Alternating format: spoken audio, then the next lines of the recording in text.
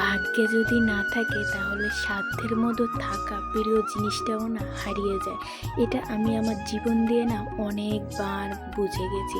যে যদি কোনো জিনিস আমার ভাগ্যে নাই থাকে সেই জিনিসের জন্য আমি যতই কান্নাকাটি করি না কেন, যাই করি না কেন, কারণ যে জিনিসটা আমার ভাগ্যে নেই সেটা আমি কখনো পাবো না। তাই এখন আর কোনো কিছুর জন্য কান্নাকাটি করি না, সব কিছু ভাগ্যের উপর ছেড়ে দিয়েছি। যদি কোনো জিনিস আমার ভাগ্যে থাকে তাহলে অবশ্যই আমি পাবো।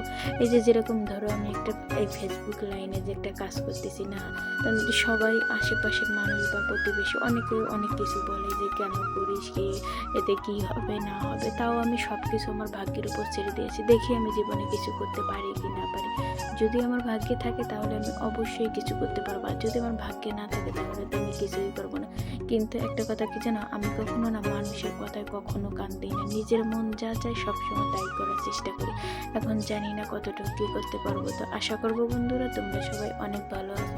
সকালবেলা ঘুম থেকে উঠে দেখি আমাদের বাসায় একটা বানর এসেছে, তাই একটু ছবি মানে ভিডিও করে তোমাদের মধ্যে শেয়ার করলাম। আর তোমাদের কাদের বাসায় এরকম বানর আসে অবশ্যই আমাকে বলবে, আমাদের মাঝে মধ্যেই আসে। তারপর হঠাৎ করে না কালকে না অনেক বৃষ্টি হয়েছিল, তোমাদের কি ওখানে কারো বৃষ্টি হয়েছিল? তো বৃষ্টি হয়েছিল, ভাবলাম কি তো আজকে কি রান্না করবো, হাঁসের মাংস আছে সেটাই রান্না করি, গরম গরম মাংস।